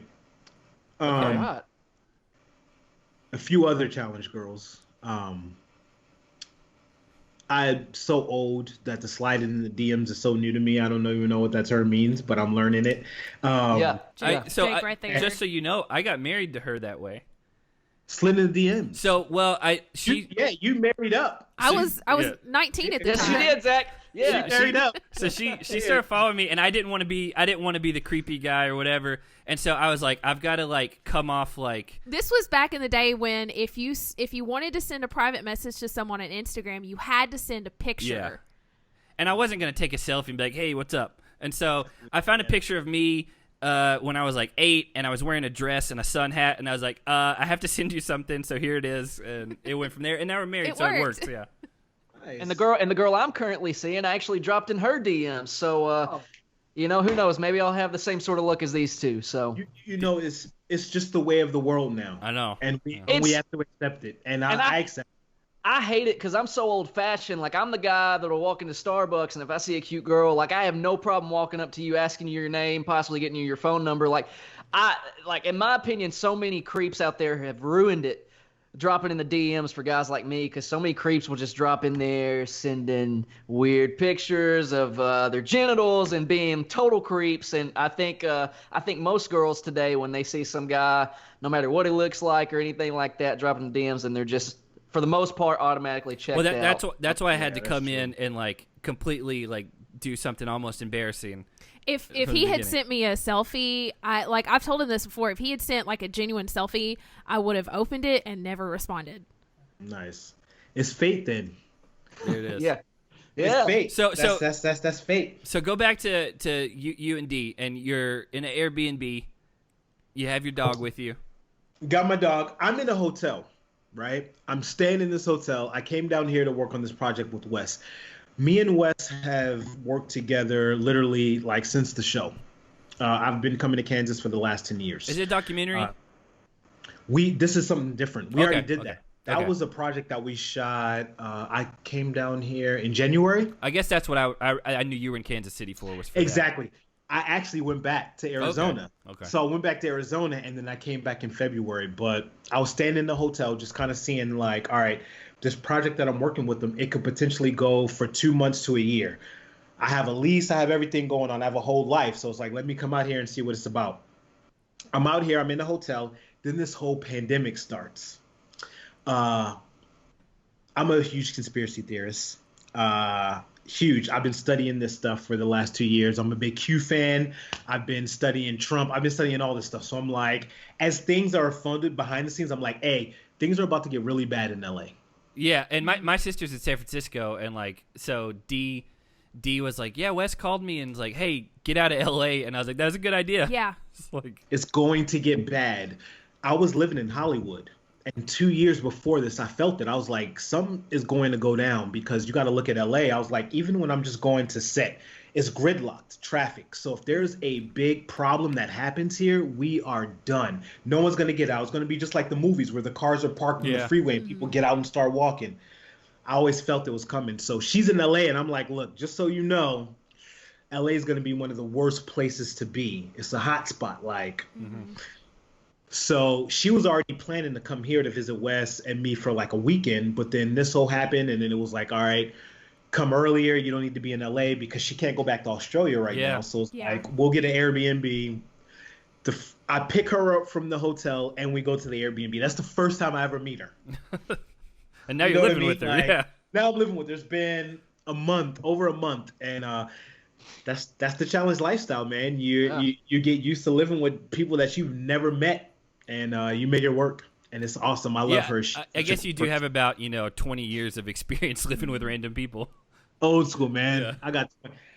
You can put me in a house with anybody. I promise I'll make it work. Well, she told us that you guys are watching Community, which is one of my all-time favorite shows. So I'm we got really excited about that. Yeah. I'm so like, I get on the board of everything so late. Like The Office, I got on late. Community. I was about Parks and Rec. Yeah, I was about a season or two behind on The Office, so I think I started in season 3. But like Community, day one, I watched it because I grew up with Chevy Chase, and then I loved Joel McHale from The Soup, and Donald Glover had a YouTube channel back then from like his NYU days, and so I was like, I like all these people, and I had no idea what it would turn into, and apparently Chevy Chase is one of the worst people to work with in the world. That's why he's not on the show later on. I can see him being a prima donna. Yeah. That was like the whole thing, that the rumors say that he was just a diva. Yeah. And I've heard a lot of comedians that worked with him were like, yeah, he's the worst. How do you guys feel I would do on the challenge now? I was going to ask you that. I was going to ask if you would even consider it. I mean, because again, you're 34. Like, you're not old. Yeah. I'm 34. I mean, Wes kids. is still coming back. Yeah, I'm literally in the prime of my life. Like, yeah. Are you in challenge shape? Like, yeah. Endurance wise and all that? Oh yeah. I didn't mean muscles. I didn't mean muscles. Because I've been working out since high school. Okay. So I was on the wrestling team. I did MMA. Like, if I don't work out, I feel weird. You know what I mean? Yeah. Oh man, that's my least favorite part about this whole quarantine lockdown thing, or the gyms being shut down. I hate it. I can't stand it. It's killing me. I just want to play basketball, if I'm being honest. Like, that's what I want to do. It's killing me. I'm I'm a different person than I was when I did the challenges then. Mm-hmm. I understand television much more now. Oh yeah. I understand the challenges much more now. I was always so low key. You know what I mean? Like that was my thing. It was like that was my strategy. My strategy now would be much different. Well, so like you know, one of your best friends, you know, took 3 years whatever off and then came back, and you know, and then he was in the final of War of the Worlds 1, which was an insane final. Again, Justin Booth is back producing this. It's crazier than it used to be. And like that's what I meant. I was like, do you think like you're in the place now where you're like, all right, if I needed to be on a plane a month from now to go film, like I would be ready to run that final? Easy. Okay. Well, again, you're different from a lot of people then. Easy, because I would train as if I'm going on a challenge, but I've been training my whole life. Yeah. You know what I mean? Like, Yep. I have abs right now. Well, we all do. In a They just quarantine. don't show up. And not to say that I'm boastful, but it's like, if I don't work out, I feel bad. You know what I mean? Yeah. I mean, your body feels bad. Yeah. So I've always worked out, and I was looking at the duel, and I was like, I was bigger than half of those dudes there. Like that was before a lot of them started, you know. Mm-hmm. But I was on there like, I'm looking at the reruns. I'm like, I was bigger than like 70% of the cast. So how tall are you? 5'10". Okay. So I mean, yeah, you're not short. You're not 6'5" like Fessy is or whatever, but no, he's a monster. I don't know how. That's one of those like you would have to outthink that dude. Well, we just interviewed him. Like it just dropped yesterday, and like he's real low key guy, but he's playing it that way because he knows he's huge, and he's like people are gonna like be intimidated by him to begin with just because he's a big, probably what they think dumb jock or whatever. So it was interesting to get to know him, but my thing is I wish that the challenge would do almost like a best friends season, because we've seen rivals, we've seen exes and all that. Because, like, my whole stance is when, like, best friends, like, really get into it, like, that's a different level. They tear into each other. And, but then they also know that they can work through it, and, like, you got to work together. And so, like, you got a pretty good partner there that, you know, he's coming back on these. Like, maybe you guys should call him TV and be like, let's do a best friends season. And then he can give us credit. Even if they put male and female together, you got one living with you, man. Yeah. You know, that you could rock with. Who won last season. So, I mean, she's got it in her, too. You're surrounded by good people recently. Yeah. I'm a winner. I'm only surrounded by winners. Yeah. You guys got to understand So that. it's like you attract them. When you really, really, really look at my elimination rounds where I actually left, like really look at them. The first one was the duel, was to Big Easy, I didn't really lose that. That was a horrible elimination because he basically was like, I'll do all of them. And they're like, all right, well, you don't get a chance to. My strategy was to be the one to lift it. Yeah. So my goal was to, no matter what number he said, was to make sure I said the higher number. So I was the one to lift it. I would rather be the one to lift it and to fail than to watch someone else. So that's the reason why I said the higher number. He said the lower number and they allowed him to lift it. That's why it's not fair. I would have been able to lift all of them and he would have been gone. So that was my first elimination. Yeah, I forgot about that one. My second challenge, I won. The third challenge, they called me and was like, can you fly to New Zealand tomorrow? CT and Duel Adam 2? have gotten into a fight. Exactly. Yeah. No prep, no anything. I'm literally working on a TV show. I was working on a TV show like being crew. So I'm working 12-hour days. There's no working out. There's no nothing. I left the set and flew to New Zealand to do a challenge. I forgot that you were a replacement for that season. Mm-hmm. Replacement. So I didn't even know they were shooting. Was MJ the other one? Yep. Is that right? Yeah. Which he's been a huge disappointment on the challenge. Big disappointment. He's from Nashville. I call Evan out. Yeah. I call Evan out, and I'll say that that's the only one that I lost fair and square. I call Evan out. He beats me. I'm not in any type of shape. Then we have the rivals. Evan throws that final against CT and Adam so he can go home to go to college. So all of the challenge that I've lost, I've literally lost one fair and square to Evan in the rivals. the duel was not a real loss, and the rivals was not a real loss. Like Yeah, those because your two partner are gave not up. real loss. Exactly. Your elimination. That's not on you. Your elimination Exactly. record is 3-3. I mean, there's clearly way worse. Just by the way, there's some people that are well below 500 on that. But yeah, I guess I did forget that you were a replacement on that season. I didn't even think about that. Yeah. Because that's what, like 18-hour flight or something from where you were. 18-hour flight. You're going Yeah. against CT. Was he on that? No. It's a Mark Long. Yeah. It's Brad. Evan. It's Big Easy. Yeah. It's Evan. It's I can't remember that one dude. He was on Road Rules. Derek Yeah. from Road Rules, who won Road Rule. Who else? MJ. I'm trying. I can't remember. I got. So yeah, it's Evan, Brad, Mark Long, Landon, who's one of the Landon. best of all time. MJ, the Derek guy who I'd forgotten about, Dunbar, Big Easy, Isaac from Real World, Sydney, and then you had Davis Mallory and Ryan and Nick Brown. That guy never did anything. So that is who I have to come in. It's a stat cast, period. That's who I have to come in and go against on 1 day notice. Yeah, that sucks. That's crazy. Can you fly to New Zealand tomorrow? My answer was I wasn't gonna go, and everyone on the crew was like, go. The director was like, dude, go, because we were almost done with the show. This was a show for BET that I was working on, and we were almost done with it. Did it make it to air? Oh yeah. Okay. Oh yeah. It's called First In. We followed the Compton Fire Department, Oh, okay. and it was kind of like Cops, but I seen people get shot, all types. It was crazy. Yeah, that's it was wild. crazy. Yeah. So I go there and I lose to Evan. I get called in, and I call out the biggest person. I could have called in so many other people. I called in the biggest person, and I called in Evan, and I lost. Were you in the haka that they did at the beginning, or was that they filmed that was beforehand? before I got okay. there. Yeah, that was a weird intro.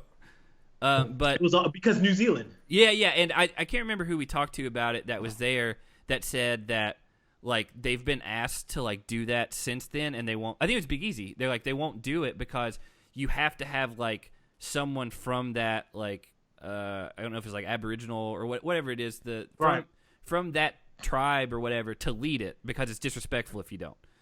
And so someone asked him at that Challenge Mania in Nashville, and he's like, no, he's like, I'm not going to do that because it's disrespectful to their culture, and they like really instilled that in us when we were there. And I was like, well, that's a really woke answer. I was like, they went through a lot. Yeah. Like they learned it from the New Zealand tribes there. It was real.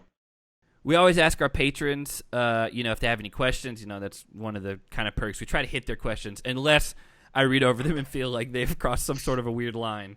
But you said go for it, so I haven't even pre-screened these, so we're just gonna jump right into it. Yeah.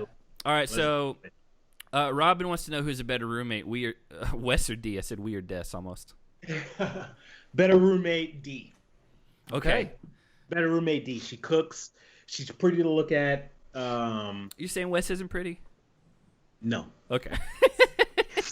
We're gonna tell him you said that. Oh yes, He knows. So Did you guys remember on the reunion when I said that he was like a step above Shrek? No, I don't remember that. Obviously, he's been on more TV and he's gotten more attractive. The more you see him, the more attractive he gets. Where do you stand on this beard he's sporting? Well, he Love just it. shaved. He shaved it. Okay. Love it. I love Okay. people to try. I think it looked boss on him, and All I'm right. mad that he shaved it. I liked it in his cast photo, and then once he showed up after filming and like came out of nowhere, I was like, "This is Castaway level. Like, what is going on?"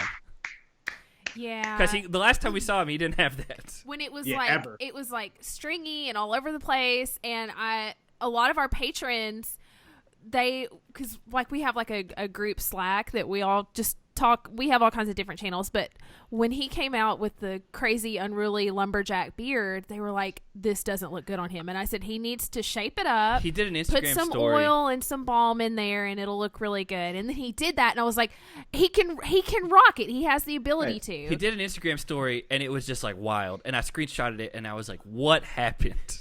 Well, here's what he should have done is to pair along with the beard is he should have brought the mohawk back, right? I forgot about West that. Mohawk, Fresh meat. fresh From meat. Fresh Meat. Yeah. That's what he should have done. Mohawk West was a beast. He's sent into elimination like every freaking week. Yeah. D is a better roommate. Okay. Definitely. Well, I was going to ask you, and I didn't ask it earlier. You said she cooks. Have you always been vegan, or is 13 years. okay? So 13 years. right around, I guess, when you started TV. It was right when I did See, I guess you would have been 21. Yeah. the Duel. No. The Gauntlet 3 was the last challenge that I ate meat on. So the last 2 challenges, I was a vegan. Well, I will say that was the last one you won. So I don't know if that means anything. I did the Law of Attraction, but you got to remember, we got to go back. New Zealand, I got called the day of. Yeah.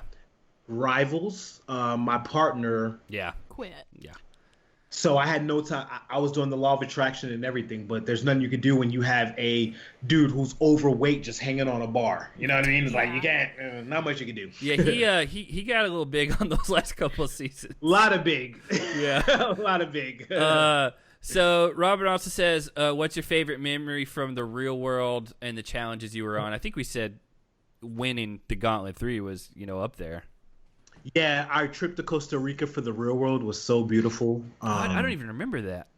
Oh, so awesome, man. We were so stressed being in the house. You're in the house. It's literally like being quarantined. Like being on the road is like being quarantined. What part was it too? Do you remember? Yeah, we went to CHICO, San Jose. My sister lived. Tamarindo. My sister lived in Costa Rica for a year, so we went down there and we're in CHICO and all those places. So beautiful, right? It was. It was a weird time for me because I was like 13 or 14, so I couldn't go out and do things on my own. And she lived in would go to these surfing villages and whatever, and they'd camp on the beach and all that. And I was with my parents, and it's not the same. I got offered weed on the street when I was 13 there, and it was my first time out the country, and I got to do it with MTV, and it was awesome. And it's free that way. My first trip out of the country was San Jose, Costa Rica. Oh yeah, we went to Costa Rica. We went right before our first anniversary. Yeah. See, cheers. Freaking Costa Rica to the bone. I forgot that. Pura vida. Yes. I forgot that I had gone back. The last time we went was to help do some building and stuff at a child's home down there. Oh, nice. And so Nice. we did painting and construction type things and that type of stuff. And I got to love on some babies. Yeah. It was so nice. sweet. So it wasn't the touristy part of Costa Rica.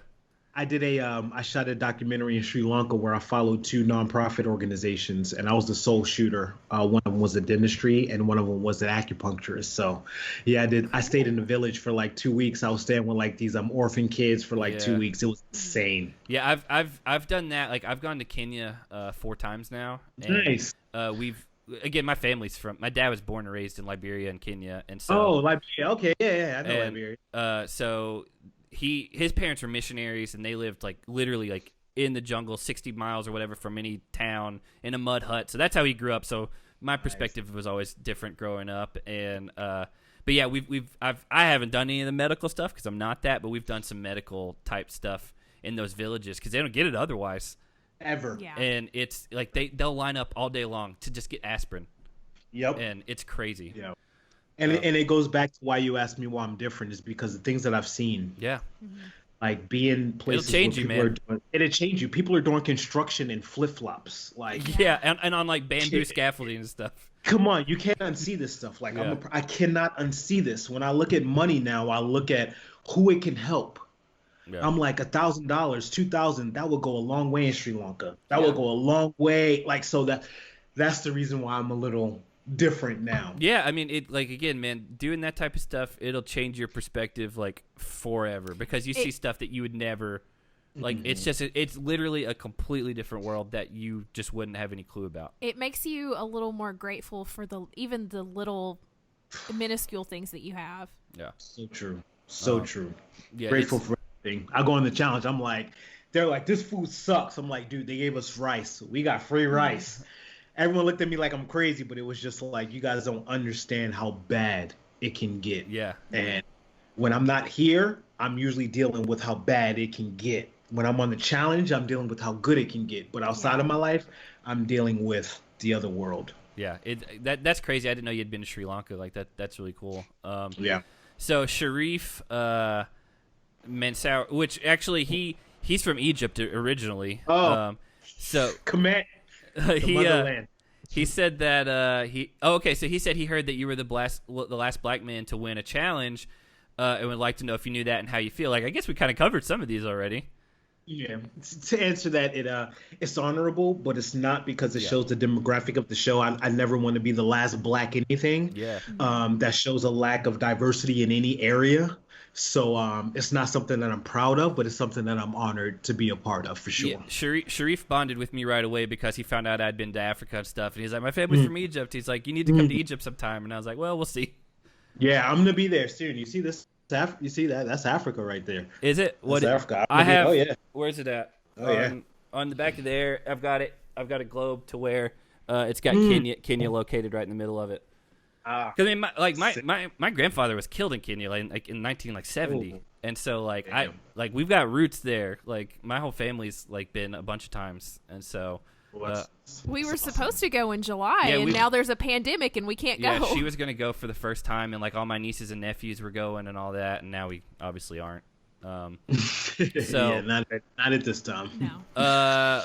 Paul, which is our kind of like stat man, he always just knows all the stats right off the bat. Nice. What up, Paul? He said on Rivals 1, Evan threw the challenge to send you and him against CT, and you seemed completely blindsided. In the elimination, CT and Adam won. Do you think Evan threw that elimination as well?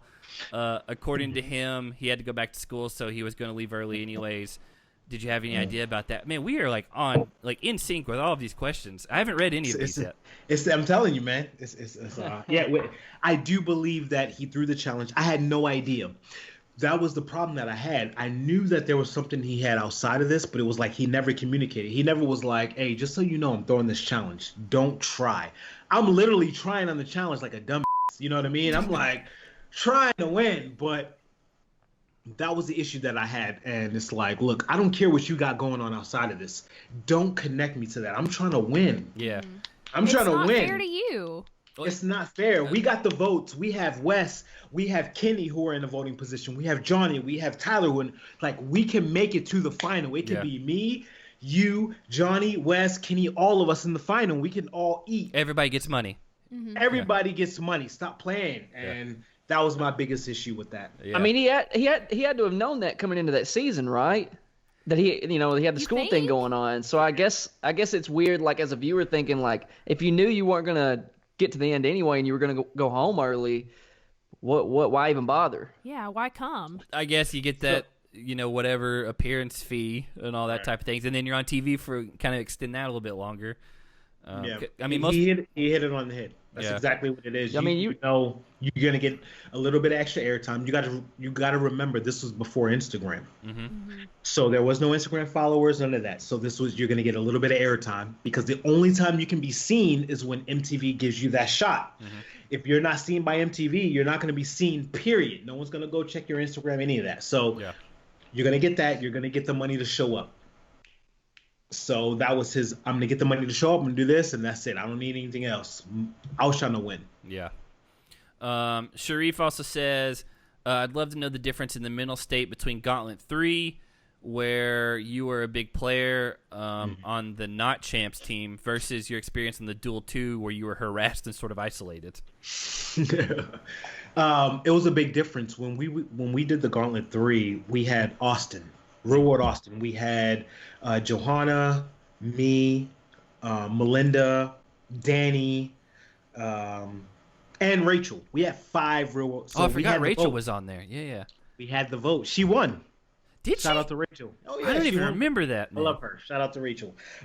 She never went into an elimination though.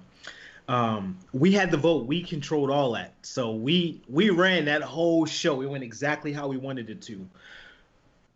When I got on the other show, I had no leverage, no friends, no anything. I was literally like the Lone Ranger. So my goal was like, all right, if I try to take out a lower member, this voting, I'm going to be the lower member. But if I take out the head, maybe we can rearrange some things. So a lot of people didn't see. I rearranged the votes the whole first time. I told everyone, I was like, look, if I'm the last one to go in, I'm voting Evan in. Evan didn't like that. So he did something, and we changed the whole scope of the votes one time. Yeah. The next time, I was the last one, and I was like, I'll call in Evan. So that's how it went. I had no friends, nothing. I went there with zero leverage, zero anything. I need to go back and watch the Gauntlet 3 because I don't think I've watched it since it aired, and I've forgotten a lot about that season. Because again, that and the Infernos and the duels, like they all ran together for me in that. Yeah. I want to read this one. Okay, you can read this one. It's from Read from it. Statman Paul again. He What else, said, Statman Paul? he said, did Wes ever give you a ride in his monster truck he said he owned in Rivals 2, or is he a horrible, horrible friend who is hogging all the monster truck time for his monster truck self, monster truck? Which, by the way, Wes told us he doesn't have a monster truck. Wes does not have a monster truck. But me and Wes did Spring Break South Padre Island, where we befriended a lot of people. Was One that of them for did on a monster MTV? truck. Or Yes did you and just no. go on your own? Okay. We were paid through a company. Because, see, MTV Spring Break used to be a big deal. It stopped. Yeah. What happened? I don't know. What happened? Like, that was a huge deal, like, back in the early, mid-2000s. You got to understand why I got on MTV. I'm watching MTV Spring Break. You got Jerry Springer Spring Break. You Yeah. got these random dudes hooking up with the most beautiful girls. You got MTV Spring Break. I was like, if I get on MTV, I can do MTV Spring Break. That's how I'm in a whole, like, this was MTV was cool. Like, you guys get the kind of like watered down Teen Mom version of MTV. We got Rock and Jock. We got everything. MTV was like the cool station. I wasn't allowed to watch it back then. Exactly. I did watch it, but I wasn't allowed to. It was awesome. So, man, I did 6 years of Spring Break. 6 years, and me and Wes rode around in a monster truck. I DJ Spring Break. The show didn't show the crazy side of me because that wasn't the character that they had wrapped up for me. But Rockstar Life, 19 up until 29, I was going crazy. See, I never would have, just from like the edit that we saw of you on the show, I never would have put that together. I'll preface this next question to where if you don't want to answer it, you don't have to. I'll answer everything. Okay. Nothing is off limits. Ryan, everything. Ryan said, well, this isn't really about you. It's about someone you know. Okay. He said to ask him about Danny and why was he so bad at the challenge. And then there's more to this question, and so we'll start with the first part. Okay, go for the first one. Danny was bad at the challenge because he was too paranoid. Okay, I can see that. That's it. I always felt like That's it. watching him, he came in immediately and it felt like he thought he was like established and was running things, and it was never quite that. I being on the back end during the challenge with Danny, he always felt like he was on the chopping block. Okay. We go back to the law of attraction. We go back to vibration. We go back to speech. If you're always talking that your team is going to put you in, you're increasing the chances of that happening. And it's also making It's like you're speaking it into existence. Your anxiety has got to be through the roof at that point. So he wasn't fun to be around, you know. The challenge is hard to be around your friends because, especially when you're on opposite teams. And you know what I mean? It's And like, especially when it's you like realize that this person might cost you money and you need to. And you know, like the one challenge that we did, I was on the opposite team. Yeah. All I could tell him was like, dude, chill. Yeah. You guys are winning every challenge. If you are on the chopping block, get your mind ready. Go into that elimination. Beat them. Excuse my French, but if you got to go in, go in. Yeah.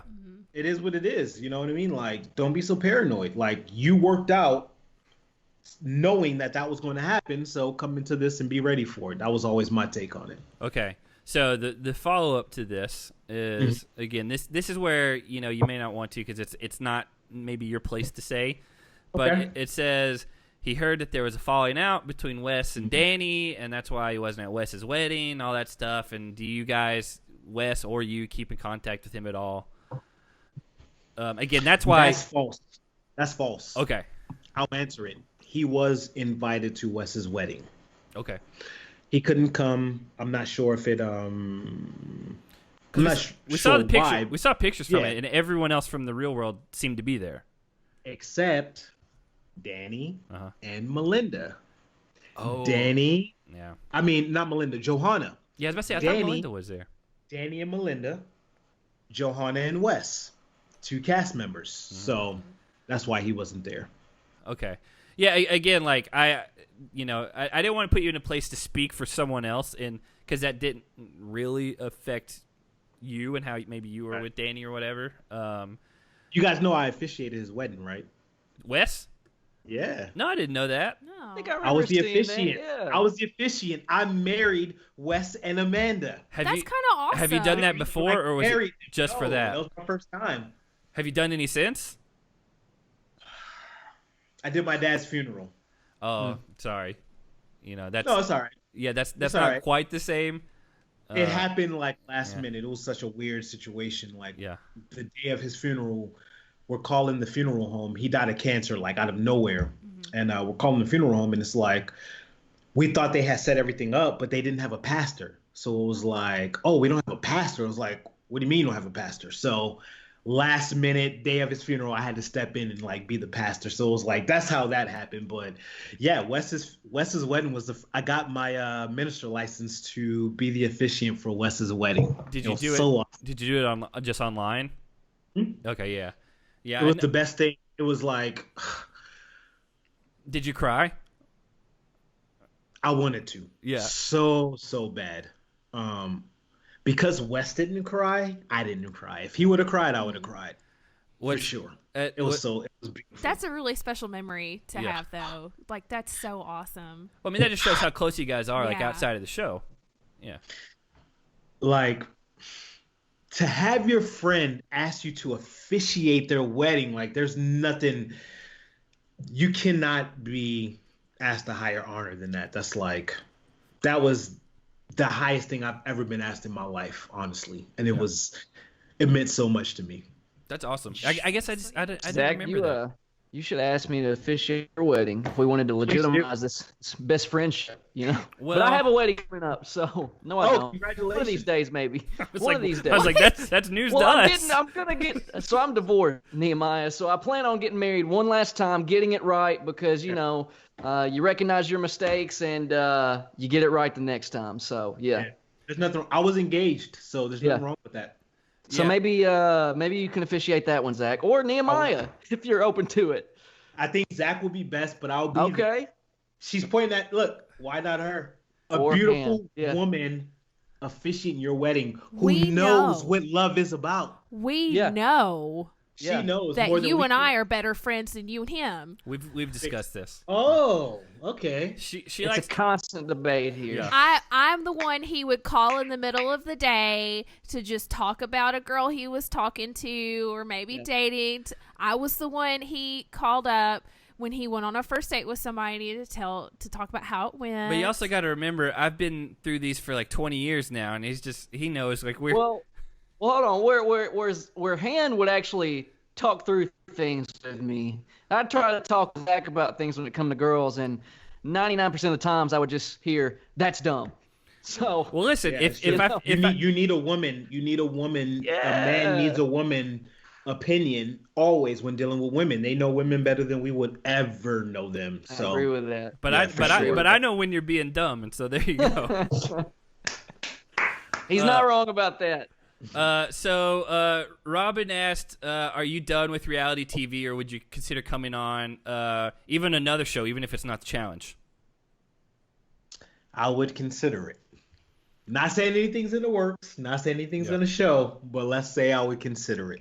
So if you got a phone call, you would answer, and you'd think about it.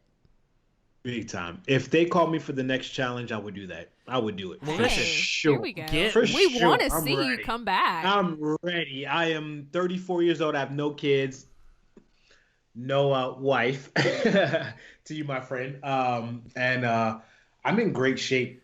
I would love to go on there. And like I said, I always use the challenges for myself. Where am I at mentally? Where am I at? Like, is my mental game strong? Where am I at physically? Like, you lose opportunities to really test yourself as a human being.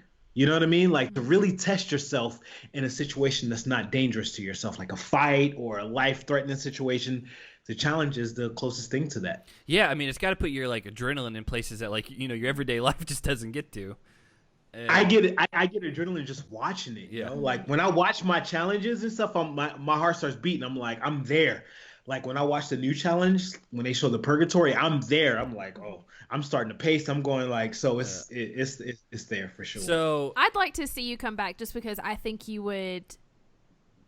I want to see how you would do, or at least how the other people would do, having you in the house, because you are so different, so more centered and calm and strategic than a lot of the people that we're seeing on the challenges these days. They are very emotion driven, very easily tipped off, and they just want brand deals on Instagram. Yeah, and stuff like that. There are people on the challenge that are clout chasers, but then there's also there's still some people on there that are like, I'm playing to win this money, to change my life or to change my family's life.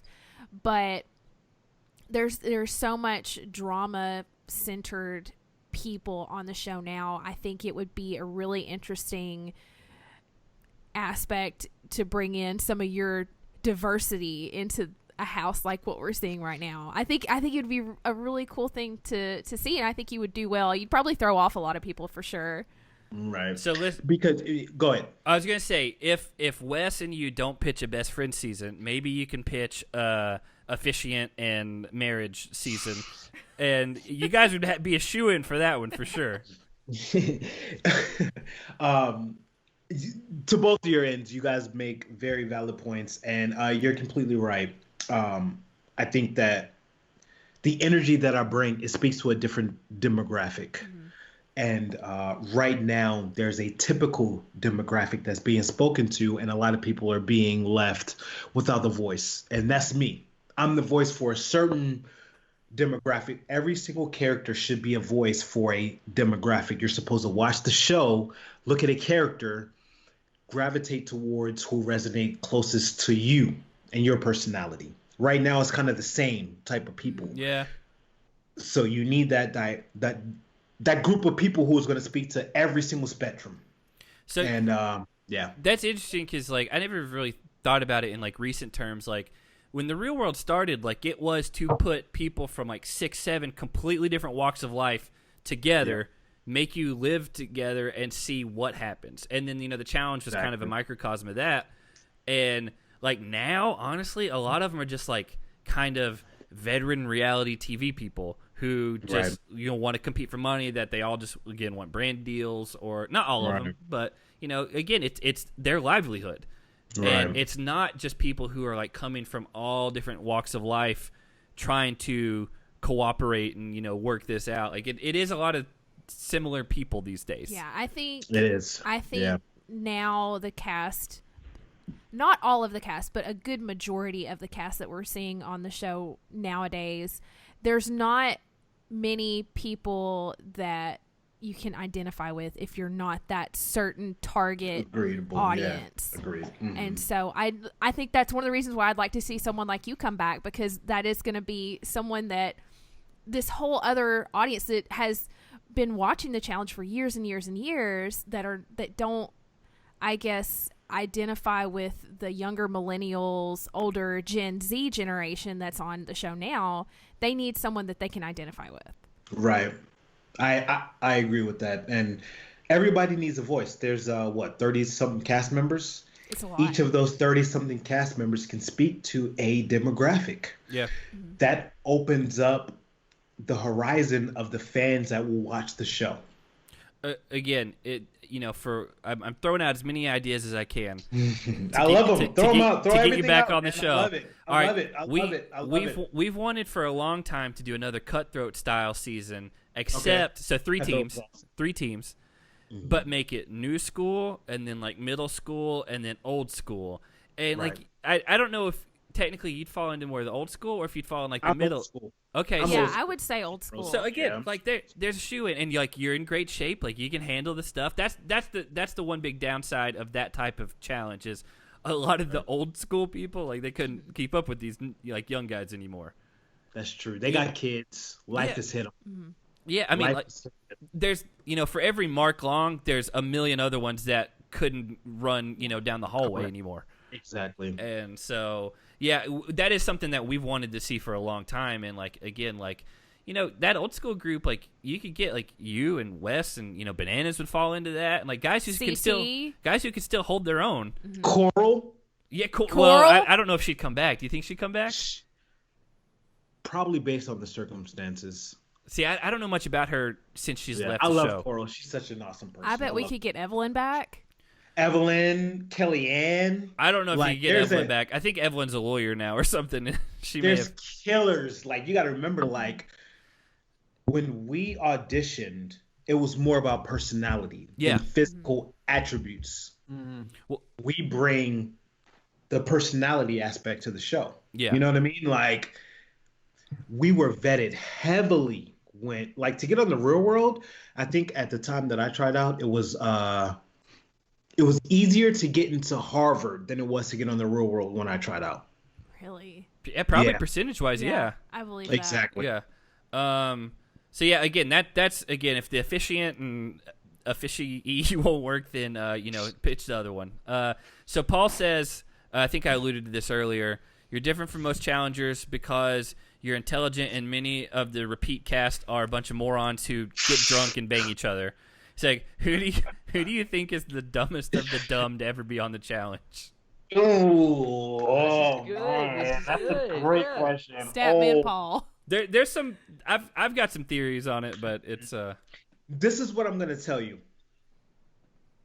Some of those people are extremely intelligent, though they seem dumb.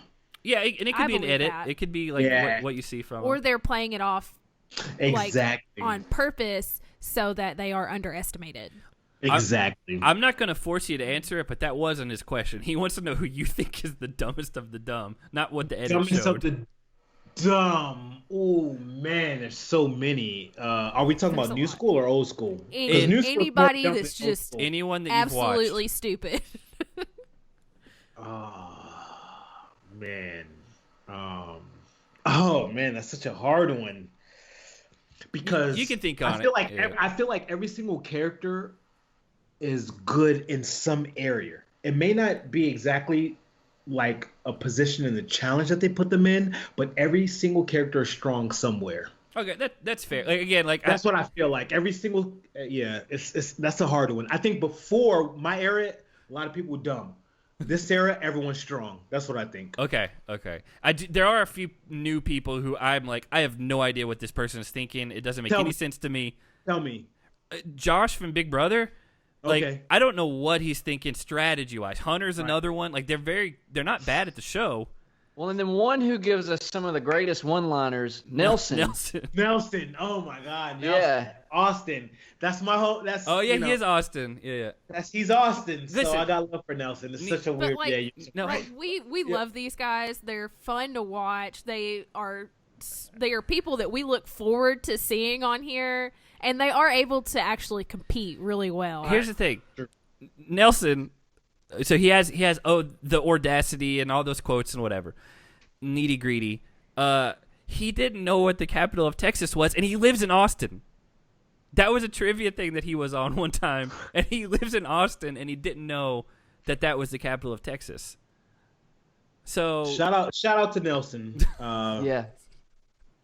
Shout out to Nelson. He does give us almost the best episode like titles. Yeah, right? Amazing. Like, yeah. Everybody has their role. Everybody has their role. Yeah. I love having Nelson on seasons. Yep. It's amazing. amazing. And by the way, we talked about it in our last recap. Like, he's really good in eliminations. He's won 8, he's lost 2, and he's tied once. And it was with Darrell that he tied. Right. Like, that's a solid record. Like I said, everybody has their strong points. Yeah. Some people are good at the challenges. Some people are good in the eliminations. Some people are good in the game. Yeah.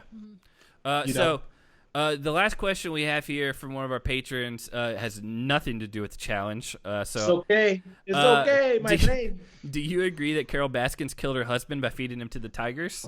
Yes. Yes. There we go. I'll tell you why. She made a comment. She made a few. Few Is it about the comments, sardine but when- oil? Yes. How else would she know? How do you know? And how do you even pick out sardine oil out of everything in the world? Specifically sardine oil. And she's so Outdated. A lot of crazy girls. She has the crazy eyes. Here's the other thing you with can me. just look and see. So like her like telling back like the last time she spoke to her husband and all that. So like in your mind when you're recalling events like that, you don't have them down verbatim. Right. And every Not single at all. time she's interviewed, she says the exact same thing, the exact same cadence, and then she laughs in the same parts every single time. And I don't even remember what the quote is, but she's like, he said dun dun dun ha ha ha ha every single time, and you're Nice. like, man, you don't. That's You'll skip a beat. yeah. It's like she's been studying it. Like I don't know. She killed him. I agree with that. See, I'm It only was too much two for her to win. episodes. Yeah, I'm only 2 episodes in. I gotta. That's your fault. get Jake, caught you up were fast. one episode You don't in 2 go to weeks work. ago. Binge. I actually do have to Actually, work a yeah, little all bit. of us actually do still have to work. I've been working too, so Yeah. I feel you. Yeah, we This kind of coronavirus is so weird. yeah. This is such a weird time in human history. We've never experienced anything like this. I just tell everybody to dig deep, take this time to find yourself. We all wanted days where we didn't have to go to work, where we didn't have schedule. We don't have it now. Take that time to be one with yourself. Enjoy yourself. Enjoy your life.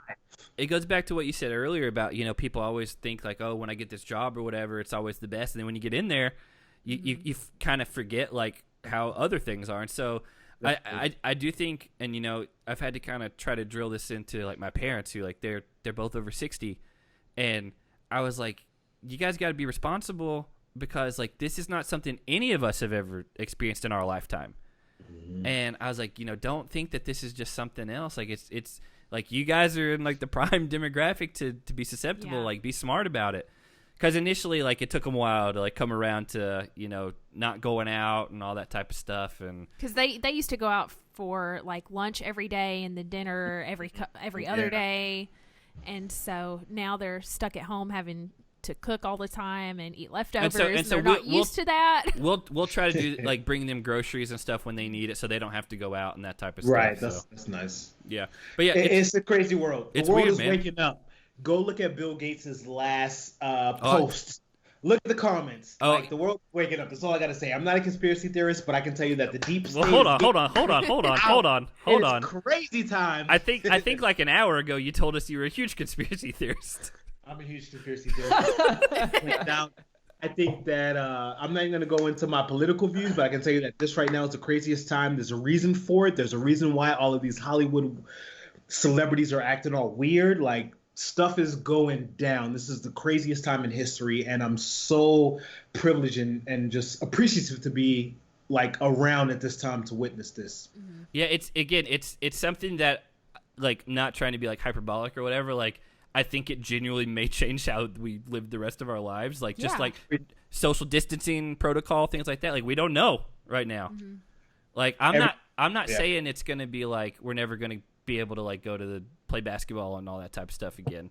Because I mean, like Jake and I do a podcast about the Memphis Grizzlies too, and like that's killing us right now because we were in the middle of a season and like really promising one. And so it's weird, but I think we are going to have to adapt things long term that we didn't expect on the front end of this. And so we've all been living a lie. Everything we've been told, everything from the social media, everything has just been a smokescreen. And right now is the time for everyone to awaken to that. And it's a great time, which is the reason why we're all in our homes.